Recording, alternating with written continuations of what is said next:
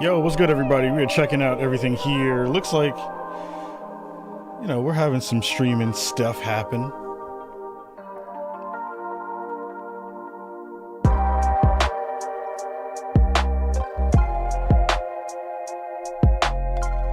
Starting it up in a couple of seconds. Thank you, everybody, for coming through and hanging out.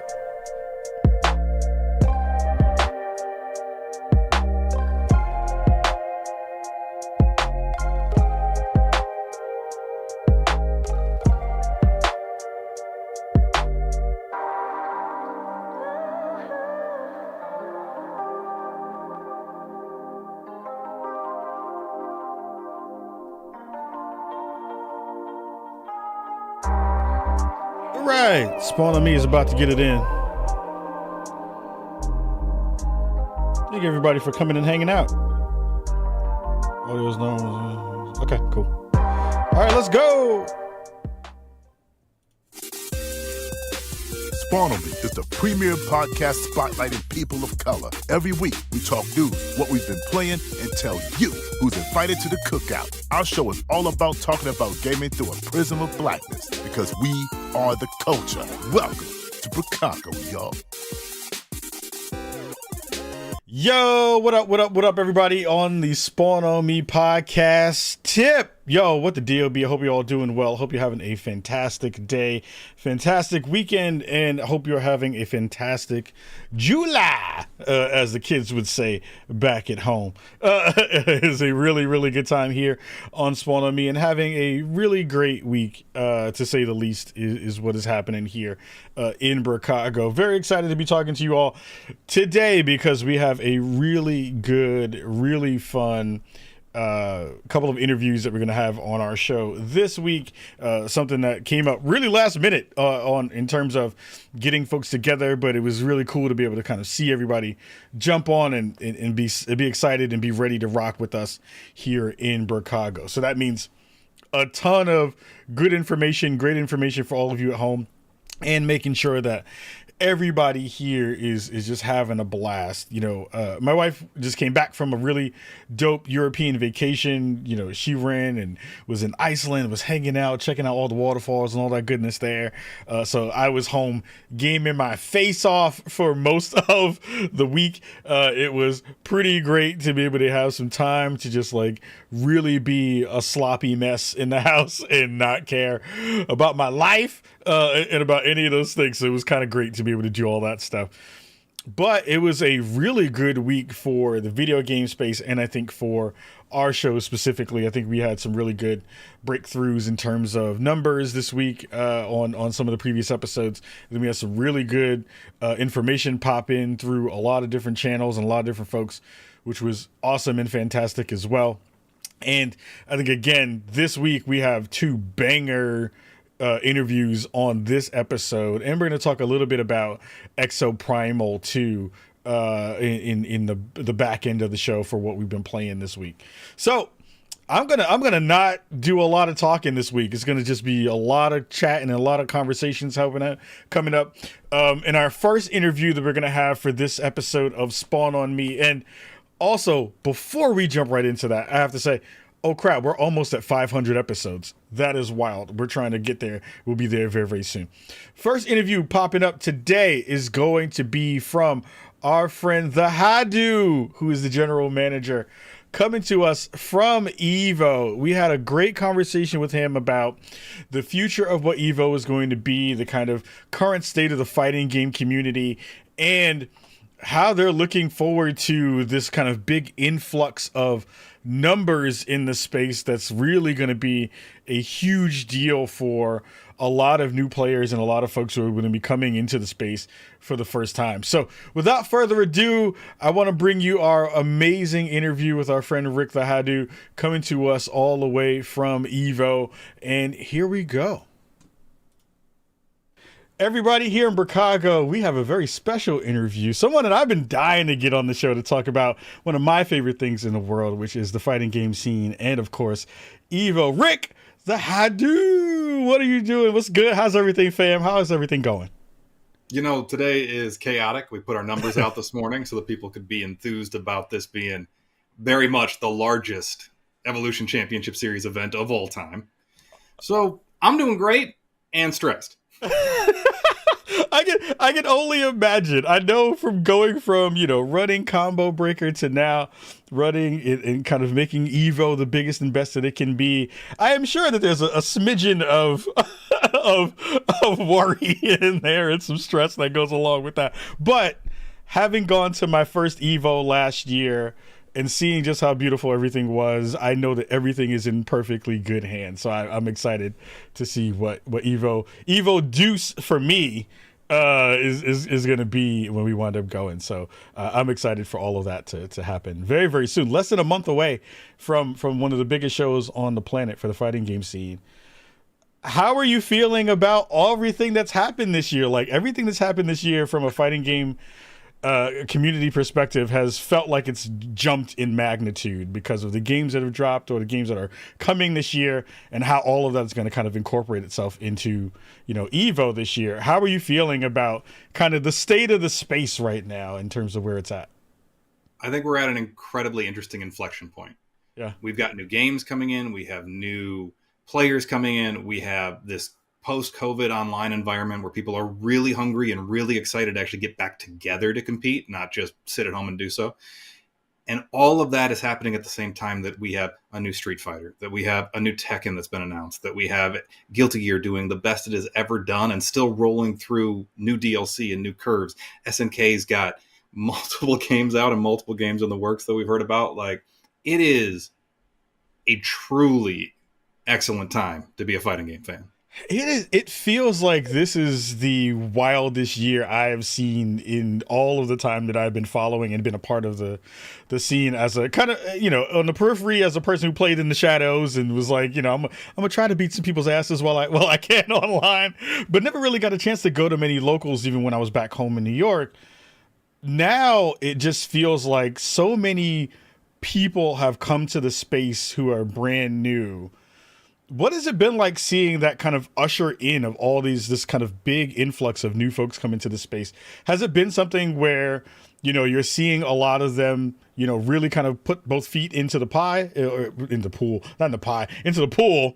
If you're putting feet in the pie, that's some whole other stuff. I don't even know what the kind of freakiness y'all into. But are you seeing a lot of those folks like really just jump into the space and really get that welcome? Or does it feel like folks are still kind of trying to figure it out for themselves while everything is kind of happening around them? I think we're largely seeing that welcome. We have tons of players that are coming in. We've got tons of new people coming in trying to figure out what this is about, what it feels like to kind of be part of the community, part of the culture. And the best thing about right now, between the online events, between the online organizers, between all the different places that you can find your people online, your little subset of the community, I think the chance of finding where you feel at home, whether it's a specific game or whether it is a Discord dedicated to a specific character, there is so much of that now. And even a decade ago, when I think the last kind of boom occurred, we didn't have a lot of those resources and tools. So the ability to kind of help people get from, I'm curious about fighting games, to maybe I'm good at fighting games, or better yet, I love fighting games, feels like a much faster path than at any other point when I've been here. Yeah, I mean, I'll even exclude Street Fighter 6 in this part of the conversation, but it has even felt like even folks who I didn't know, it feels like everyone's coming out of the fighting game closet in an interesting way, right? It's like folks who didn't necessarily play, or you didn't know if they played, are now kind of saying, oh no, I've been playing for a while, and also I'm decent at X game or with X character and that kind of stuff.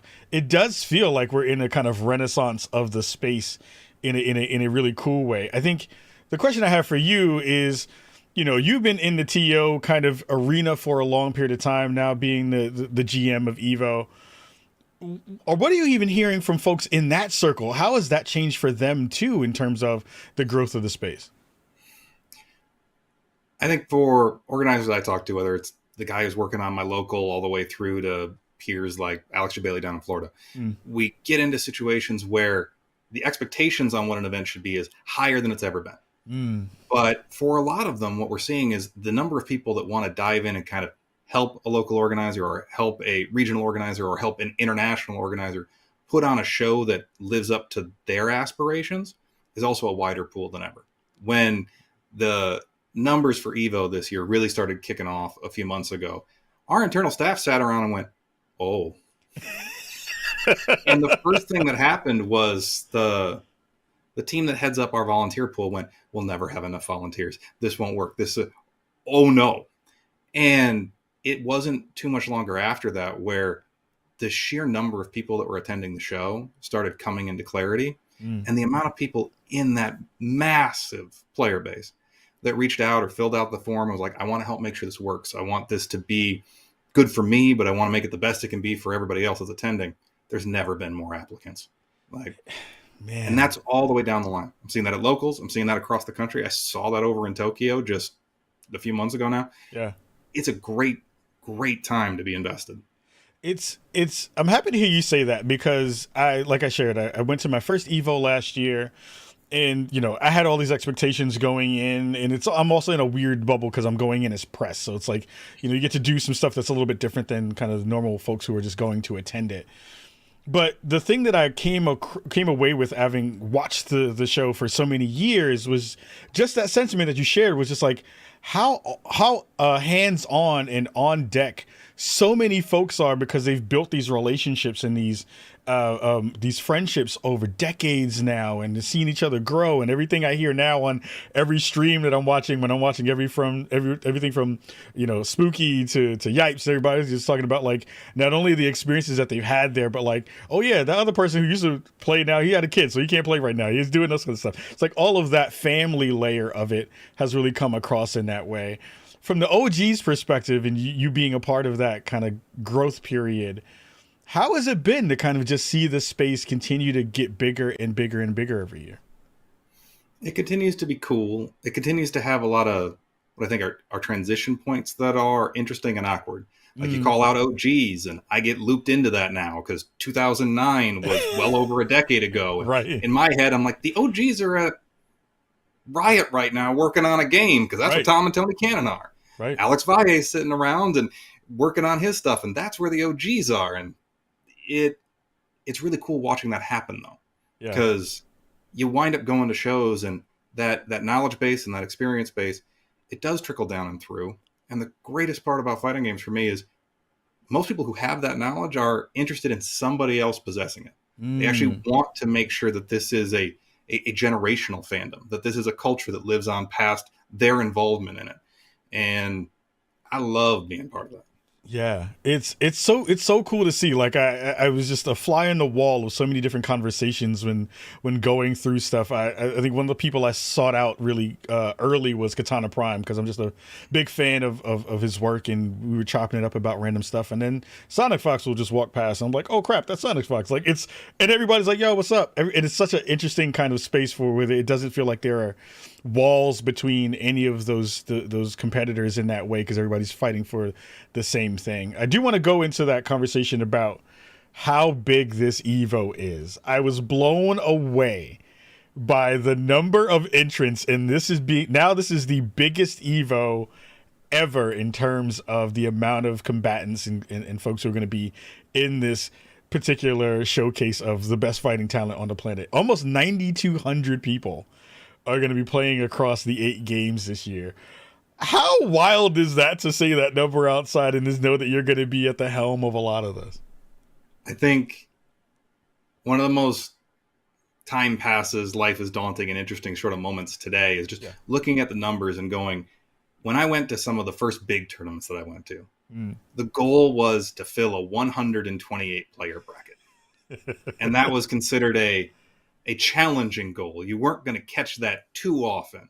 And then that has continued to scale year over year, every year since. But Evo this year, the smallest bracket is multiple times larger than that. Yeah. And when we get to the largest bracket with Street Fighter, you have to not only add a 0, you're then timesing that by 7.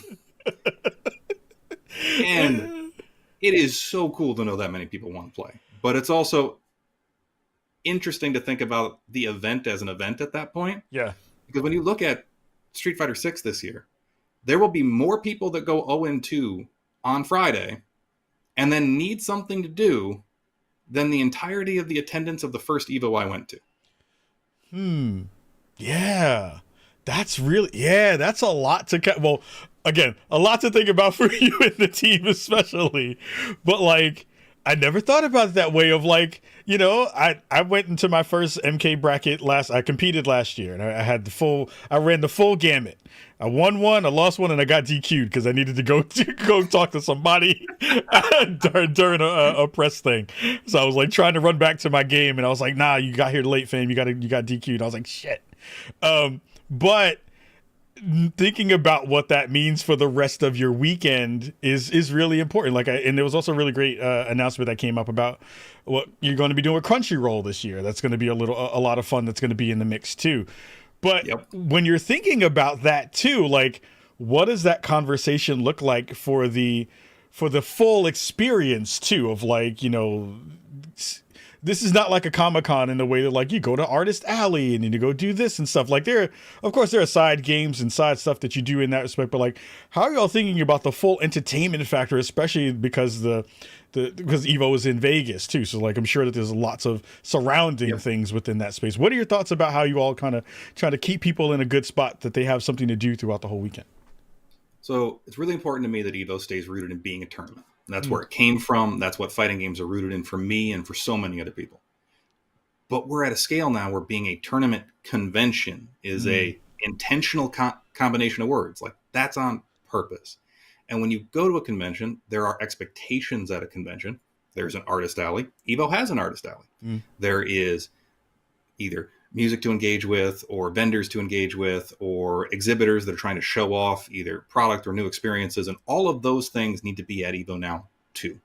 But the thing that we're trying to hold as firmly to as we can is everything that's Evo should be either about fighting games or tangential to fighting games. There needs to be a straight line between that brand being there and that experience. So when you look at the show this year, Red Bull will be on the show floor again. Red Bull's been involved in fighting games now for a long time. We just saw Red Bull Kumite recently. So they'll be putting an experience together for people at the show to engage with them that is still rooted in fighting games. You have Crunchyroll coming, and they're coming with DJ performances and anime activities, and we've got anime fighting games. They've got Street Fighter Duel there because Crunchyroll Games is actually the group getting that out into the States for the first time. Those things have to then relate back. That artist alley we talked about is curated so that the artisans that are in it, everybody is fighting game related. That's what they're putting out, is that expression. And then the big thing for Evo that I think is going to start kind of setting it apart both from what it used to be and other conventions in the space is, just like at Evo Tokyo, the publishers that are involved with fighting games are at Evo. So when you come to the show, you can expect to catch Capcom on site. You can expect to catch Bandai Namco on site. We know that Arc System Works will be there again and has in the past shown up with very interesting things to show off or experiences to take part of. And all of that gets wrapped together and down to, it's also somewhere where you can show up and buy a Heihachi Mishima shirt, and I can't pick that up at my local mall. Yeah. So that to me is where you get the convention side next to the tournament side, and then focus that all in so that by the time you get to Sunday, by the time you get to even Saturday morning at this point with the scale of the show, you've got those finals to watch. And so you can start, show up, compete, fill some time with fighting game related activities, close the show back on something that's competition. Yeah.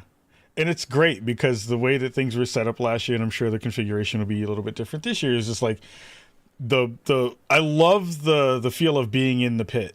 Right, where it is that feeling, right? Like, and that's such a great thing, and I applaud y'all for keeping that a part of the process, because it is that thing that you'll be sitting and watching a thing, and you'll hear an earshot, somebody pop off, or you hear something happen, and you'll get this muttering and this murmuring of like, "Yo, what just happened? Oh, such and such just lost to such and such." It's how do you continue to kind of build that that mythos into what this show continues to be and continues to grow, with not only just, the vibes of what it is from a classic perspective, from what we already have known, to kind of spicing that up with other layers of what you want it to be. So I think the cool thing is that vibe and that mythos builds itself. Like, we can talk about all these kinds of things where we try to organize a stage over here, or this part of the pit's over here, or the pit's going to be next to the convention instead of intermingled. And all of those things are what they are. But the thing that drives them forward is just the players that show up and want to compete. Mm. And regardless of the scale of the event, regardless of prize pools, regardless of stage presentations, regardless of some of the cool photography that comes out of it, Oh. what you're talking about is just there are enough people here that want to play fighting games, that are aware of other people who play fighting games, and the storylines built into that awareness that often doesn't come from Evo. You're getting that through social media and Discords and tuning into Team Spooky and ICFC and something that Ryan Hart tweeted 8 years ago. Those memories kind of come together in that moment to create an opportunity for that vibe. But if all of that doesn't already pre-exist, being at Evo is not suddenly going to generate it on its own. Evo is going to give it scale. It's going to give it prestige. It's going to create a lot of opportunities for that to happen back to back to back to back when there's that many people present. But the root of it, that comes from you. Yeah, it is. It is very organic in the best ways, which I think was the thing that I took away from my first time going to the show. Because again, like I had wild expectations, but then all of those expectations were amplified by 10 because of just all the small things that you would see of just like Tasty Steve being Tasty Steve, like, you know, like all those things, like all those energies that just are well known at this point. And it was really great to see so many new folks come to the table too. Like we had, I think Sharpie was doing stuff over at Multiverses. There was other stuff that was happening. It was like so many people who I knew in the space who were like, "Oh my God, you're here! This is great to see so many folks there." I do want to talk about going back to the numbers of the show this year in terms of entrance for stuff. Yeah. The thing that is again blown me away is just like I'm looking at the numbers now: 7,061 entrants for Street Fighter 6. One of the biggest conversations that I have tried to kind of get a good temperature for over the past couple of years is that we've seen this ebb and flow of the FGC. And we've seen lots of things happen within the space over the past decade that have been these kinds of leaps and bounds where we were hoping to see the FGC get to the heights that we'd seen in things like we've seen in League of Legends or the Dota scene in terms of their heights in terms of the visual experience that you wind up getting. And I remember very specific, like ESPN, I forgot which one it was showing FGC fights for a while. And it was like, oh my God, we're getting there. We're going to get to the space that the FGC is going to get the due that it is deservingly trying to get. Do you think that a game like Street Fighter 6 is going to elevate this art form into some new space that we might not have seen before? Because again, we have, MK1 dropping soon, Tekken coming in, but seeing this many people come here with Capcom throwing real big bucks at it this year, do you feel like that combination is going to put everybody else and raise the rest of the ships in a way that we hadn't seen before? I mean, I think we're seeing it raise the ships already. When you look at the attendance base for Evo this year, for every other game there, something like almost half the people that are playing any other game are also trying out Street Fighter, which means that the breadth of fighting game players are centralizing for a moment in time. And that centralization is going to drive new competitiveness. It's going to drive new friendships. It's going to drive new rivalries. Those things are going to produce stories that, with Evo at its current scale, with some of the other people in the market, with you popping up to do an interview here today, we're finding that there is what I think is a renewed opportunity for all eyes to be on fighting games. And all eyes means a ton of chances for talent, skill, timing, pick whatever combination of things that you personally lean into. Yeah. And that will drive us forward. Do I know that it's going to drive us forward to being the international? Don't know. But I also don't think there's any purpose in driving towards that end goal. Because the community that it's coming from is very different, has always operated differently, wants different things. Now, let's not set aside, everybody wants more visibility, more money, more time. Those are the table stakes. Let's just assume that's there. But you look at fighting games, and it comes from this tournament convention culture globally. You can go anywhere in the world and find a fighting game event that's trying to be a tournament plus fandom stuff to do, plus rallying point for that fandom to exist as often as finances allow. Yeah. You don't always find that in all the other genres, which isn't to say that they're not doing great things or interesting things, but I think it's lots less about chasing what exists now as a reference point versus chasing what fighting games can be and letting that mature and discover what that actually is. And just try your best not to waste resources and awareness opportunities while getting to that new horizon.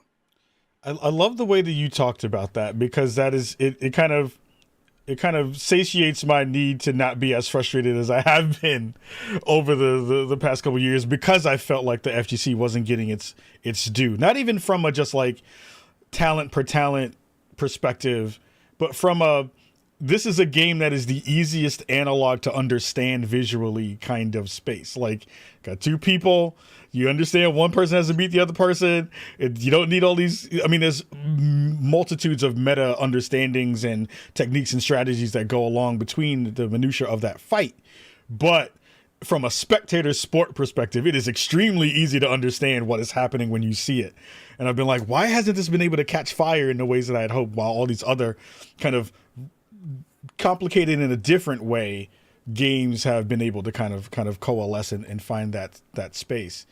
It's been interesting. I think some of that is definitely just letting it mature into what it can be on its own, and then finding the right opportunities to drive forward into whatever that next thing is.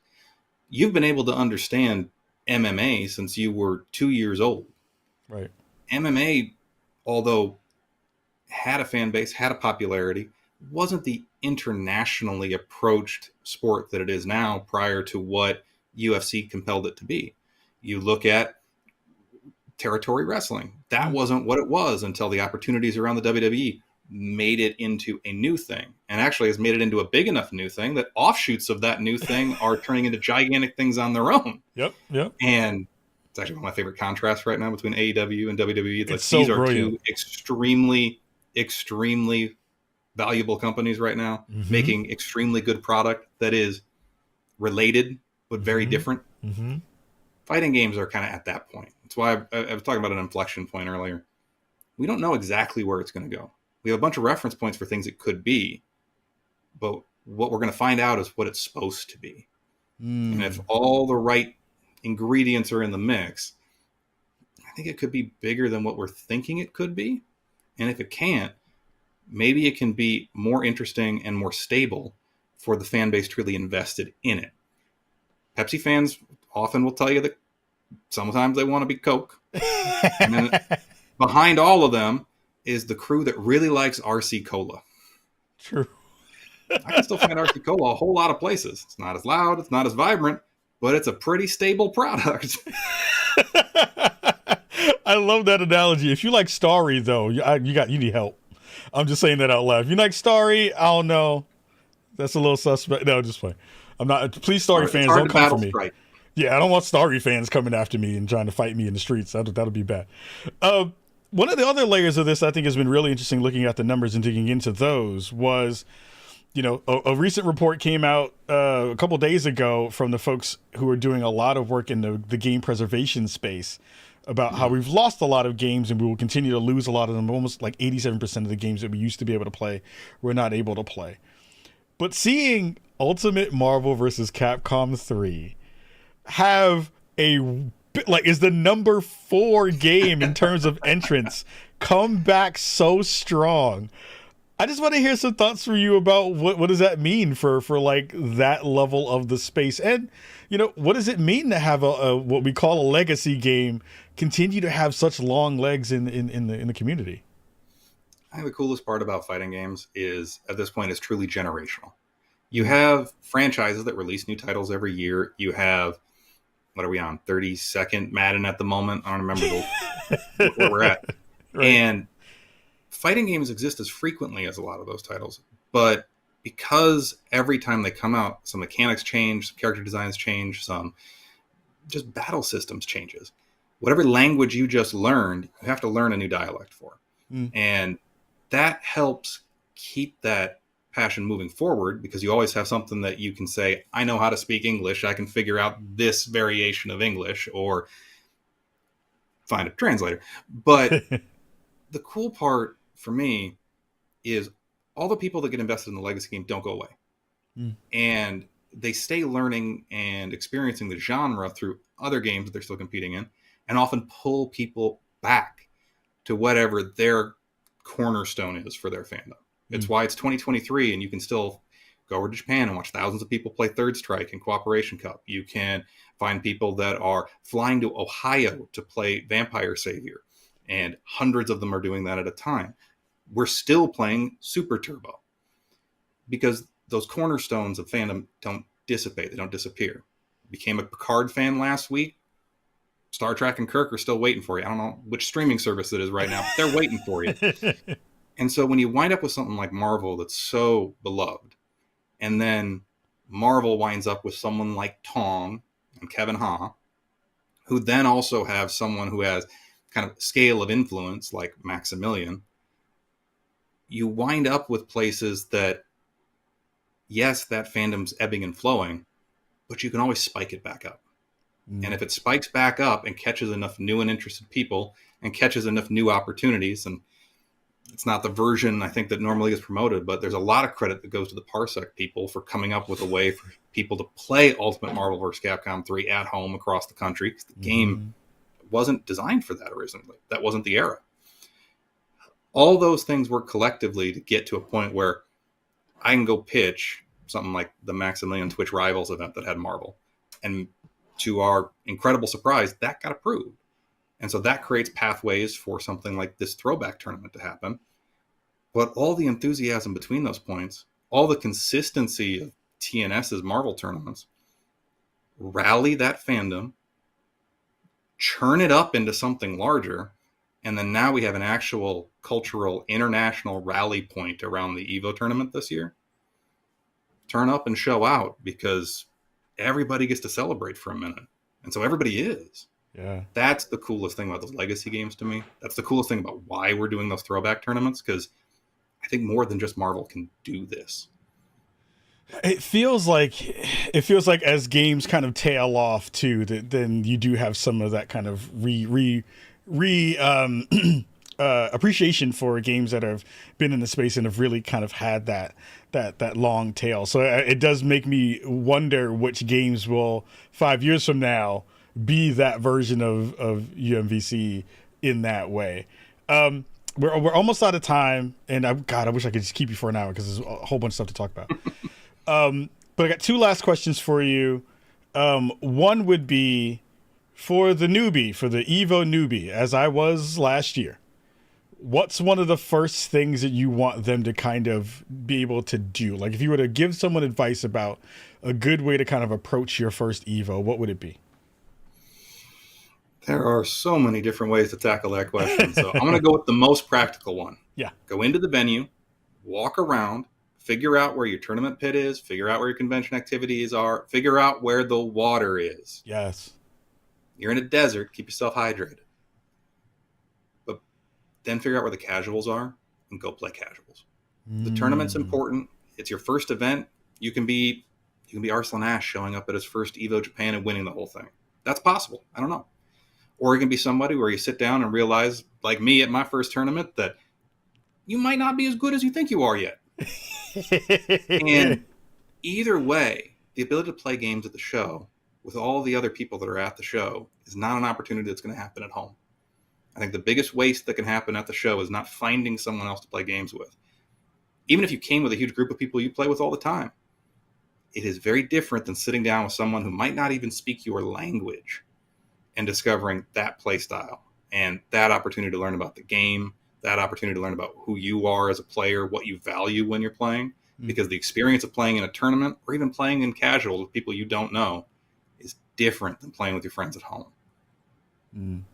You know what? I had another question, but that answer was so good that I'm not even going to ask it. That was the perfect way to end our time here with you, Rick. Again, I am just blown away by all the hard work that you put into the space. I still rock people give me a crap because I'm from New York and I rock my favorite combo breaker jacket because it has the Shackle flag on it. You're like, you're not repping New York. I was like, yo, this jacket is fire. Y'all bugging. But again, the ability to kind of see this, continue to make it as big as you possibly can, and continue to figure out good ways to elevate it and elevate the craft in all the ways that you and your team does. Massive bravos to you and props to you and your team, because I know this is not an easy thing to do. The work of a person doing this work is usually very selfless and thankless. But it has been great to see you get your flowers in the ways that you have over the past couple of years, knowing how hard you work and knowing that you put on a powerlifting event when you were working at Twitch Rivals, which was amazingly cool to see. It's just like an interesting thing of like in the ways that you have been working and thinking about how all of this work can be. So for folks who are getting excited about Evo, is there any kind of links you want to share or any info that you want to share for the folks who need to go and not only potentially show up, but watch things at home? So the biggest thing is hit up evo.gg, particularly this Friday, which I just realized I don't know when this airs. So it might be last Friday. The site's going to have the information you need. It's where you can pick up tickets. It's where you can find out the schedule. It's where you can get the master list of the vendors. It's where you can find out who the exhibitors are. It's where you can even see what games are in that 10,000 square foot arcade we've been promoting. We're trying to make sure that site is a hub for all the resources to actually engage with and enjoy the show. Beyond that, you can find us on Twitter. You can find us on Instagram. I'm pretty confident you can find us on Threads now. That's new. Mm-hmm. Check it out. Really looking forward to seeing everybody that comes. And if we don't see you this year, next year. Yeah. I hope to be able to say what's up, give you the what's up, because I know you're gonna be running around like a madman during the whole show. But Rick, thank you so much for being with me here on Spawn on Me. Thank you so much for all the work you do. Everybody in the FGC, again, this is the biggest tournament on the planet, and is going to be ridiculously cool. So I hope to see you there and hope to be able to get some games in with everybody else.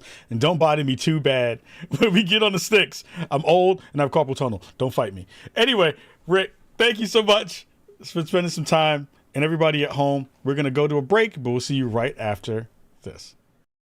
Hey everybody, Khalif here from the Spawn on Me podcast. Hey, we have been in the market for new PCs for a long time, and for our 10th year anniversary, the wonderful folks from NZXT have partnered with us in a collab to be our hardware sponsors. So if you are looking for a new PC to stream or to game in the best way possible, go check out nzxt.co/spawnonmebld, and you'll be able to find a perfect PC for you, whether that be the Player 1 machine, Player 2 machine, or Player 3 machine. The ones that we're rocking for our new studio build. They have everything you possibly could need for the best PC experience on the planet. Remember to go check out nzxt.co/spawnonmebld, and it will get you set up right. Much love and peace. Yo, welcome back to Spawn on Me. What a fantastic conversation with Rick Thiher, general manager over at Evo, to come through and talk to us about this being the biggest Evo ever. It is literally going to be the biggest one that has ever happened in the planet in terms of how many people are going to be in the trenches trying to get their belt, trying to get their Evo statue and win the biggest fighting game tournament on the planet. It is a amazingly cool, really dope kind of space to be able to occupy and to be able to be real in the ways that we have. And Rick was just brilliant and amazing. It was so cool to be able to finally get a chance to talk to him about, what Evo has become. And I'm just so hyped to be able to go again this year, sit in the front, take all those pictures and get all that good energy in my body. Just very, very excited about that. We have another interview for this episode that is going to be a fun one as well. I think this one is cool because if you didn't hear the information, Xbox just put out, or is at least launching, this new feature. Right now, it's only with Xbox ambassadors and folks who are, using that branch of the testing servers that they have. But they're putting out this really interesting new feature that's all about player safety, and this one is now called the Xbox Voice Reporting Tool. So that information got dropped on the Xbox blog. I reached out to the Xbox team and said, hey, I'm already starting to see some conversations around what this is supposed to be, and there's some fears out there about, what this is going to wind up being for players and how is this going to kind of actually impact them in a much bigger way. Can we get someone to come onto the show and talk about this who's actually worked on it or who's been there, so to give us all the real deal information for you at home so that you're not, hearing all this, misinformation out in the world. And we had the amazing Dave McCarthy come by and come hang out with us. He's the CVP of Xbox Player Services. And we had a really dope interview about what the program is. What the features of this piece of software are going to wind up being, what is this features list going to wind up being, and to give you a little bit more information about exactly how it's going to work. So let's check out our interview with Dave McCarthy, CVP of Xbox Player Services, and we'll be right back after that. What's good, everybody in Chicago? What's the deal? We have a fantastic guest and someone that I'm really excited to talk to because a new feature is about to come out really soon on the Xbox platform, and we have just the perfect person to talk about it. We have Dave McCarthy, CVP of Xbox Player Services, to talk about the Xbox voice reporting feature that should be coming to your consoles very, very soon. Dave, thank you so much for taking some time and spending some time with me this morning. Thanks for having me, Khalif. Really excited to be here and excited to talk about this new feature on Xbox. So I, as a person who has been cussed out many, many times in many versions of lobbies and everything else, am really excited for this feature. Because, a thing that we have talked about on our show for numerous years has just been, the toxicity in the space has been wild, and we're hoping to see, platforms kind of really come to the forefront and find good tools for us to be able to kind of make the spaces better. I would love to hear your thoughts about, how this kind of feature came to be and what were some of the, early conversations that the team were having when you decided to kind of make this happen. Yeah, happy to share. It's as with a lot of our features, there's kind of an array of factors that come together to bring something to life. This one was heavily informed by the community, for sure. Yeah. We do a lot of sort of benchmarking studies with our Xbox Live audience to understand the experience of the player community. And one thing we consistently saw in our polling of the community and conversations with them was this fact that when it came to voice communications, and in particular in-game chat, which is where you often encounter people you don't know, the occurrence of toxicity was way higher than any of us would like it to be. And some people start to do things like they shut off from the community and they don't get involved in things, and that's exactly opposite to the spirit of what we're trying to do on Xbox and make Xbox a place where everyone can have fun. So that kind of was a bit of a wake up call for us. We also knew sort of feature wise that we were fairly just to be honest, exposed with a gap there on the evidence side of things. We have great evidence capture on things like text chat, images, and the like, but we didn't have something for voice. And it was really important for the team to have something there that helped us when a player did report to kind of reinforce that. And so it's kind of that combo of player feedback and data combined with our own awareness that we had a bit of gap in our evidence capture that led to this feature coming to life. Yeah, I appreciate that, because I think one of the biggest, pain points for players was that ability to say, well, this thing happened to me and maybe no one else captured it. Maybe I'm not a streamer and I'm not playing online. I'm not doing it on Twitch, so I can be able to have that instant, like, hey, everybody, this is exactly what happened to me. So it's really cool to hear that this is going to be a part of that kind of bigger thought process for online safety on the Xbox platform. One of the reasons why I wanted to snag you to come onto the show today was instantly when this went up on the Xbox Wire and on the Xbox blog. I'm watching social media and I'm looking at the conversations happening around it, and I'm already seeing a wild amount of misinformation happen about, like, so what is this supposed to be, and how are they going to capture stuff, and are they going to do it this way, and what is it going to do? It's the reason I brought you on, to be able to say, like, Dave, tell them all the ways that this actually works, so that they'll know, and it will kind of dismiss some of the misinformation. So give me the quick kind of summary of the process of how a person would kind of go through this. Yeah, absolutely. So there's some really sort of careful design implementation here to deal, quite frankly, with a lot of concerns that our ambassadors had. Our ambassadors are one of our audiences we use in the early design phase for a lot of our features, and they give us some great feedback on requirements for this. So first of all, important not to interrupt your gameplay flow. So it's press of a button, to make sure that you actually can record what you just heard or saw in an in-game chat session, and your gameplay isn't interrupted. In fact, you can just go back to that sample after your gameplay session is over, so it's not going to interrupt your flow of play, which is a very important thing for all of us, of course. It's based loosely, actually, on the same technology we use for game clip capture. Oh. So there's a buffer running in the background. We're essentially capable, should the player initiate the command, to capture a 60-second video and audio buffer. This works on Xbox consoles, our current generation, so the Series S and X, and Xbox One as well.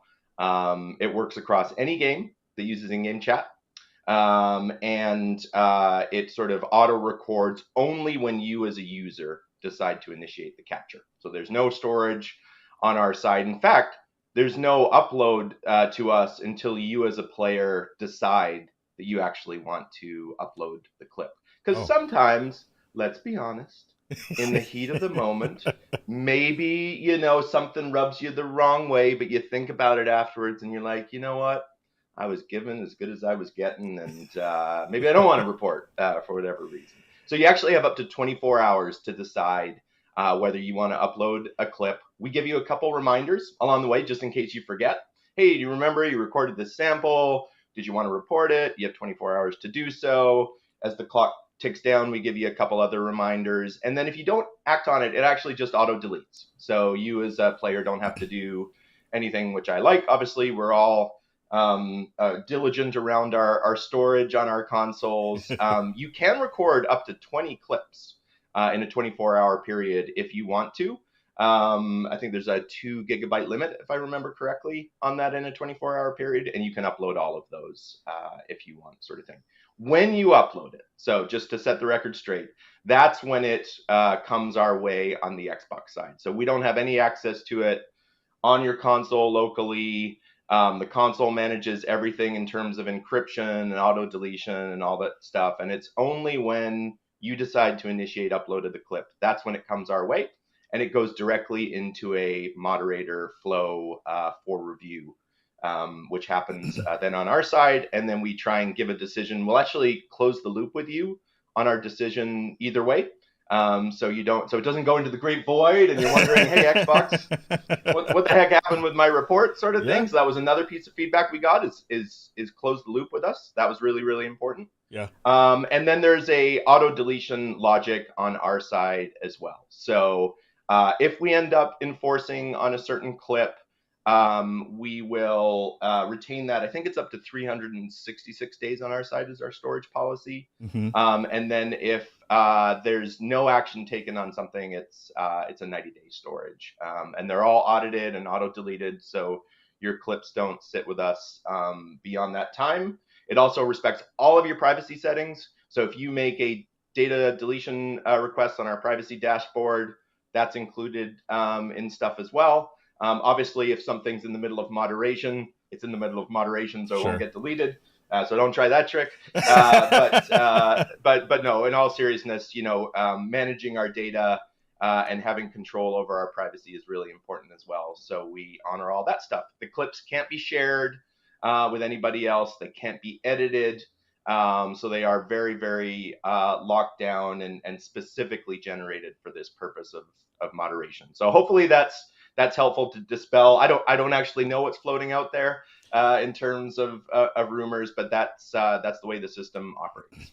The biggest kind of red flags I saw from a misinformation layer of it from what was shared in the blog was more around are they going to be capturing my player chat speech and my party chat speech, and I was like, that's not in there. That's not what's in the conversation there. So again, thank you for the clarification and all of that. But that was one of the major things that I was like, that's not what this is. So where'd you get that from? I mean, I get it from a privacy perspective. There's the conversation, as we all know, around technology now is everything is listening to you all the time, kind of stuff. So people are automatically kind of freaking out about that initial layer when they hear something like, oh, you're capturing my voice in some form form or fashion. I guess another kind of wrinkle to that I wanted to bug you about. So like when you're uploading those things and you're saying, all right, so here's an incident that happened, and it kind of connects in the same ways that your other captures do. Does any of that stuff touch your OneDrive at all? Like, is that a thing that like hits the OneDrive layer of it? So, because that's another part of the thing that people are like, well, and again, I think this is like such a weird edge case where people are like, we can tamper it, you can mess with the file and then send it back up. Just to clarify, it's not touching any of those layers of the capture process. None of that. You're all locked down on the console, and it's all through initiation on your side, and nobody can touch it. That's great. I love to hear that. The other part of this that I'm excited about is it came up in the blog around like the way that you're going to eventually be able to get some data about what we're going to see from the folks who have been using this, how this is kind of being, felt and understood from the community, especially from the Xbox ambassador layer of it. How excited are you to kind of like finally, once this kind of gets rolling, because one of the biggest issues around capturing this kind of data is like a lot of folks don't self-report, and it's just hard to capture that data from an analytics standpoint. How excited are you to kind of like at some point, once this is kind of moving, to be able to have some like real hard data numbers to be able to say, well, like we've been able to reduce this on our platform and whatever that number may potentially be? Sure. There's a lot of aspects along those lines that I want to call out. I mean, we're on a long journey here. I moved into this particular role with our player services about, 8 years ago now, and the amount of surfaces that people were interacting on and the type of communication and interaction players could have with one another was a heck of a lot more simple back then, right, than it is now. And I think that's awesome in the sense of us connecting around the joy of gaming and with each other and all of the social benefits that brings, but it also does present some very real challenges. And so I think having evidence capture in this space where we've had a gap for a while is a real win for us. I'm excited that we've got something already established like our transparency report. I'm really proud of the position the team takes in sharing our data with the community. I think if you're going to build trust in the community, you better be prepared to share your data and what's going on and the good and the bad, because let's be honest, like online communities are hard to manage. Newsflash, society can be a bit of a mess. and trying to make sure that we interact in the spirit of those community standards, like it's an ongoing journey. It's never perfect. And I love that we have that data out there in our transparency report to share what's going on. So you can expect, obviously, in the next update we do, because we've already done 2 reports, we'll get our initial view of the data on voice reporting. I should note, just in case people missed it in the blog, we're starting with Xbox Insider Rings, and it's in English-speaking markets to start on console. So the US, Canada, New Zealand, Australia, Ireland, and the UK. I believe are the initial markets. We're looking at additional language coverage, additional markets there. So that's part of our philosophy in this is like, we don't assume we get it perfect in iteration 1. And part of this is just gaining feedback from our community, hearing what works and doesn't work, quite frankly, testing our moderation flows as well, because this is new reporting content coming in, and making sure the pipes all flow the way they're supposed to flow, and we can get back to you in due time on things and close that loop. So I don't want to assume we've kind of got it perfectly there, but we'll be using that insider ring to do it. It's just a really exciting time for us. I'm really proud of the team. I will tell, as much as our players care about the health of the community, I can't tell you how much the people inside the walls of Xbox care about the standards of that community. They game every day and night on it. They want everybody to feel welcome. It's part of our gaming for everyone philosophy. Something when I came into this role, we kicked off again about 7 years ago, sort of thing, to drive product inclusion and make sure all players felt welcome on the service. And this is just another cool step in that journey, but it's a journey we know is never done for us. Yeah, and it is. I feel like you all have been walking the walk for a long time, and those same messages have come down from Phil and folks I specifically know, like Katie Joe and the rest of those folks on those Exactly. teams, to be able to talk about what this is going to be for the future. Not just this, but like the overall arching. Everyone should be able to come here to play and feel safe when they do it. So this feels like an extension of all of those layers of conversation that have been happening for a long period of time. And I'm also really excited to hear that you're kind of deepening that relationship with the Xbox ambassador crew, because I feel like that's also it's going to be a really interesting data point for all of you, from the in group speech, from out group speech conversations that'll probably pop up from there too, that'll give us a much broader a perspective about what does moderation look like when you're talking to your friends versus you're talking to a random person, a stranger? What are those kinds of, how do we get better as a gaming industry about learning what those kind of cultural touch points are and be able to moderate effectively across some of those things? So it's exciting to hear that you all are doing this work and kind of, really putting your feet into the sand and kind of making this happen. That's really cool to see that that's going to be a thing. Totally. And this group is like ambassadors are 150,000 strong. We have representation around the globe. We're making sure it is truly representative of all aspects of our audience. So it's just it's a gift for us, honestly. We're really lucky to have our ambassadors. They're highly, highly engaged. The other thing I'll call out that I really like about the implementation of this is because we've covered in-game chat and because of the solution we've used on kind of the console buffer and the streaming capabilities there.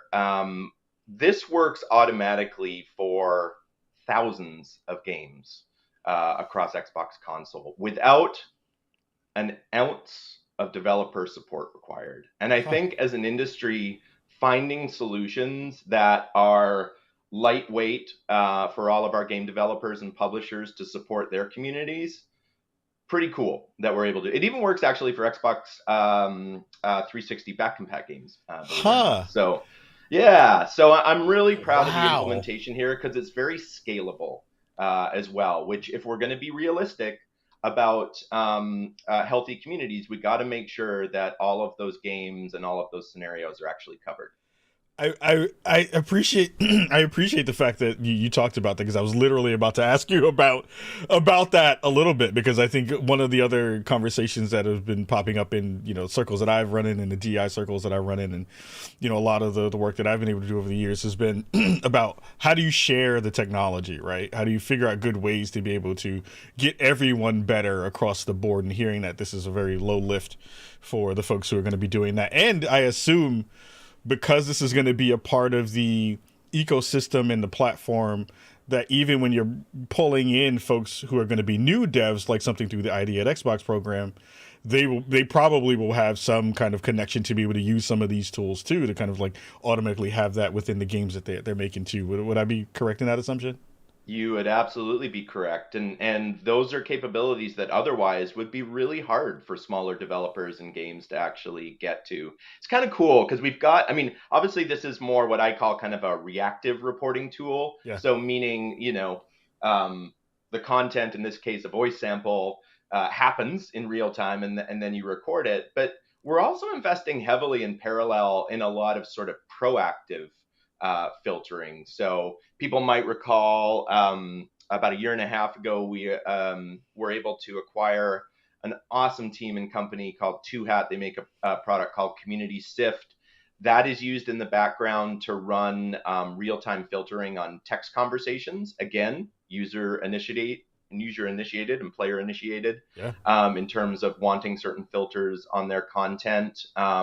We run a bunch of image detection on things just to try and get content filtered out and not popping up before it happens even, right? So voice, a little bit of a different space. People actually got to say something real time and then we got to record it. But believe it or not, some of this proactive technology is actually used in the back end, just to give people a little inside baseball. We use, once you decide to upload that sample, we'll actually use some of our tools to scan it for our moderators to help optimize them reviewing it as fast as they can and get to you as fast as they can with their responses as well. So it's all kind of a puzzle that fits together for us in a way that we're really excited about how that investment is growing for us and making the community a safer and more welcoming place to be. That's right. I know we're almost running out of time, but I want to, I think, and I want to give you again some kudos, you and the rest of the team for doing this. I think this is a thing that has been sorely needed in the space. Our communities that I represent all the time, from the underrepresented, parts of those layers, have been looking for stuff like this for a long period of time, and it feels like Xbox again is kind of, future facing and future looking about what this is going to be for, some of the layers that we wind up seeing.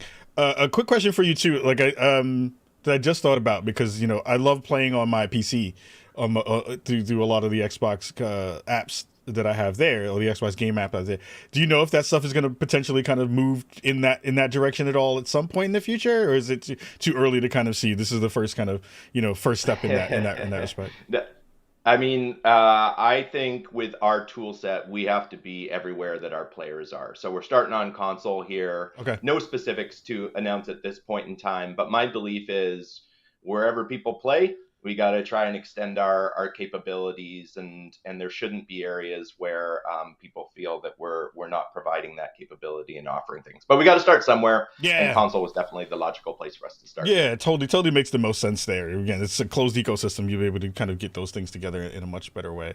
And also, before we let you go, massive shout out to all of those moderators, because this is not going to be easy with the amount of Xboxes, and now here you can go way back even to the the Xbox, what is it, Xbox One or Xbox 360 era of games and stuff, to be able to do some of this work.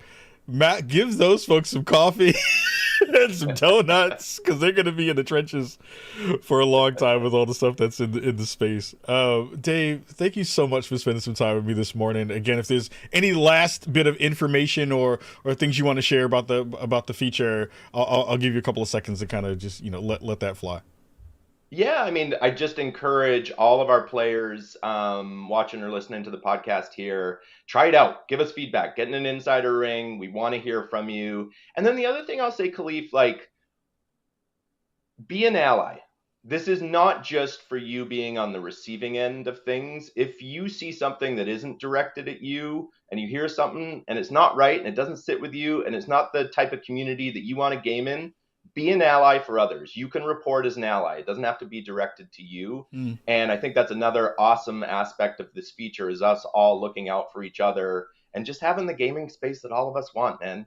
Let's not let the fringes shape a community in a way we don't want it to. We're going to take our community here and uphold those values together. Oh man, that's just the perfect way to end our conversation, because that is such a big conversation within so many communities that care, of feeling hopeless about, oh man, I just heard this thing and I don't know if that person said anything, or we were in a room of silence when something came up that was really gross that somebody said and nobody said anything, right? It is that moment where we can actually kind of make the space a little bit better and do it and be proactive in that way. Man, that was so great. Thank you, Dave. I really do appreciate your time. And again, I'm pulling for you and the team. I think this is going to be a thing that I will be, jumping in. I'm on the insider layer of the funnel too. So it'll be fun to kind of check this out, mess around with it, and see how we can actually kind of, make our spaces better. So Dave, thank you again for the time. Oh, awesome. Thanks for the conversation, my friend. Keep up the great work on this podcast. I've been listening to it. And thanks for having me. It's a big deal for us to be able to share the information here and touch base with our community through you. Hey, we got to set the record straight. I can't see stuff. I'm trying to be an ally too. I'm seeing stuff and I'm like, what the heck is this conversation? This has nothing to do with what this is about. This doesn't make any sense. So thank you again, and thank you so much for listening. Everybody at home, we're gonna have more Spawn on Me right after this. We'll be right back in a second.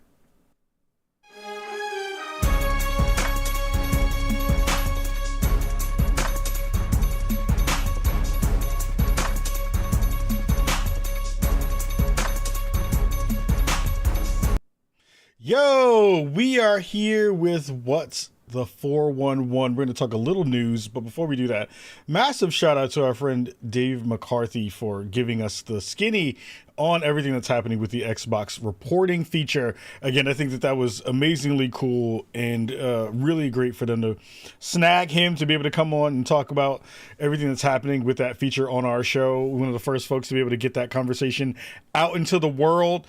So please make sure you're sharing that information and passing that around to everyone in the spaces that needed to hear that for the conversation at large. So, if you listen to last episode, we talked a lot about the FTC versus Xbox.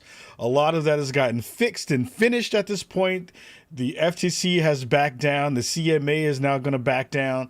And it looks like the ABK merger with Xbox and that acquisition is going to happen.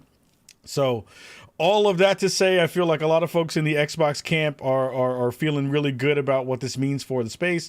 A lot of folks on the Sony side, in terms of their fan base, are mad right now. They're hot. They are not feeling good about the way things are moving for them. But it was a really good moment this morning that happened. We're recording this on Sunday. You'll hear all of this Monday if you're listening to the audio version of the show.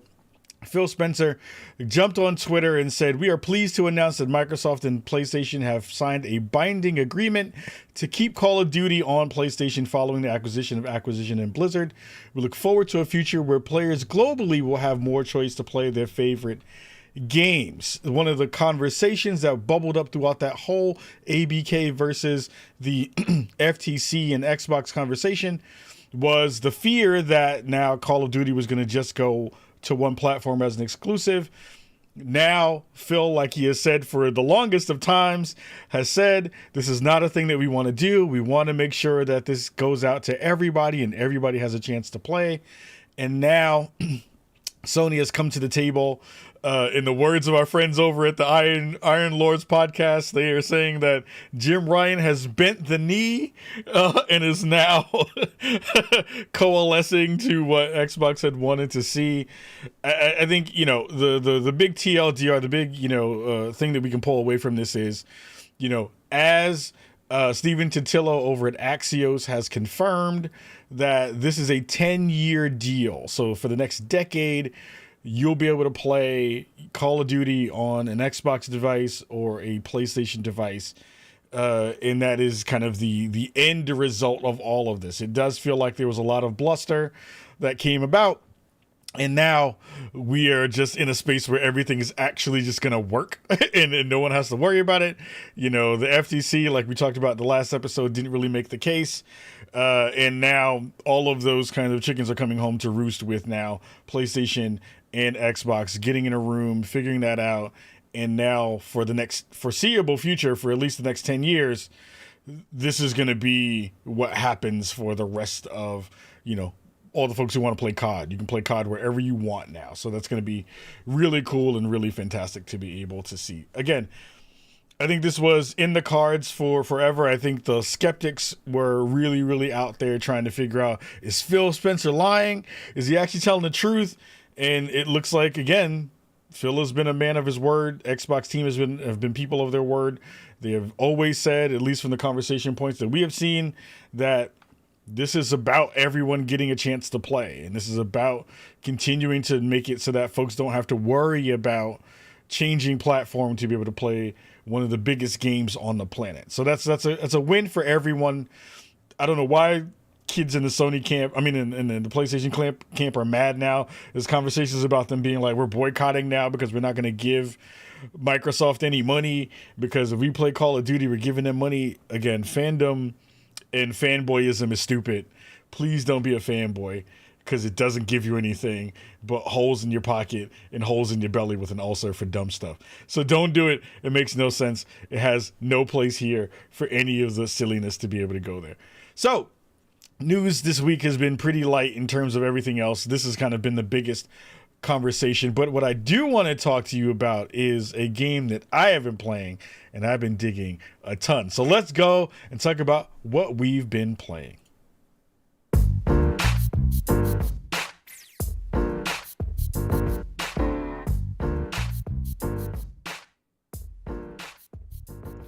So the game that has been taking up a ton of my time of late has been Capcom's new game called Exoprimal. Exoprimal is a 5v5 game in which you are playing through these multiple layers of rounds while fighting dinosaurs in this kind of wave-based battle, while your team of 5 is fighting another team of 5 across the map that's doing the exact same thing. When you're trying to do is get to the end route of that last battle, and whoever has completed their tasks first is the winner for that particular round. What makes this game really fun and interesting is that kind of one team is doing a thing faster than the other team, and that back and forth from this race of what teams are doing that quicker, which games are doing that in a more efficient way, and which ones are kind of beating the other ones in this kind of really interesting kind of asynchronous gameplay. I've been playing this. I played the beta. I was a person on the train for Exo Primal for a long period of time now already. I was talking about this. There's some videos on our YouTube channel that have talked about this and been really, really excited for it. Now getting a chance to play the full game in a retail game. This game is dope. And I really hope that it finds an audience, because I think there's a lot of legs for what this game can be, what this game potentially should be, and from a just like moment-to-moment gameplay perspective, there are very few games that are doing what this game is doing, and doing it at a level that really does make you have to pay attention, have to play in a team, make sure that you're playing smartly, and also gives you the ability as a player to flex and do a lot of different kinds of tasks throughout a match and be good at all of those things. So I was playing yesterday. I've been playing kind of with the kind of more, base character, the one that you would think of as the usual, like, assault class, has a machine gun, has a grenade launcher. My team was made up of a tank, a healer, some other folks who do damage. And I have to say, the way that the battles kind of change throughout each one, this game has a lot of fun to be found in it, especially if you're super competitive. And I think one of the things that people are going to come to this game and find out is that, yes, it is a little bit of Dino Crisis. Yes, it is a little bit of Anthem. Yes, it is a little bit of Lost Planet. It has all of that Capcom feel to it in a lot of different ways. But from a base perspective, it is super, super fun. And I think what makes it great is that if you're on the Xbox platform, you get to try this game out for free, air quotes free, if you're checking it out on Game Pass. I would say this is a game that if you're thinking about purchasing it, I would say wait a little bit, wait for it to go on sale, because I don't think it's going to be for everyone. But it is a game if you're on the if you're on the Xbox platform, absolutely have no reason not to go check this game out. Go download it on Game Pass, go check it out, go play it with some friends. Even if you don't have friends, and go play it with randoms. Most randoms are pretty competent in the way that they do it. I've been very frustrated with some people because they just don't understand what they're doing. But that's most games that I play, where I'm frustrated with the way that people play and I get mad at them and I was like, what the hell are you doing? But from a moment-to-moment perspective, this game is fun. From a in-depth game perspective, it gets deeper the longer you play it. The story is okay. The story is all right.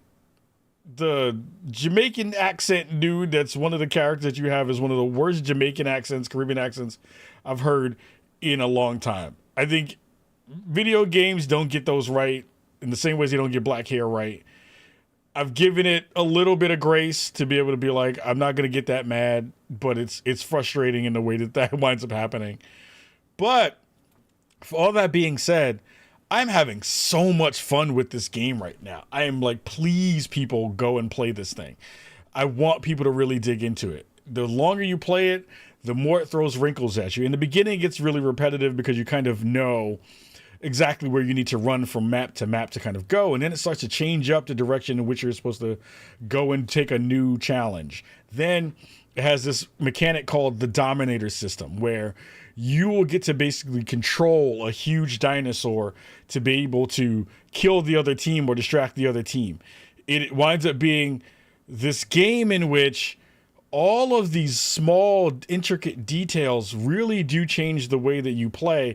And you can swap from class to class mid-match whenever you want to kind of change up the way that you deal with the tactics that you need to employ to make sure that your team is going to win.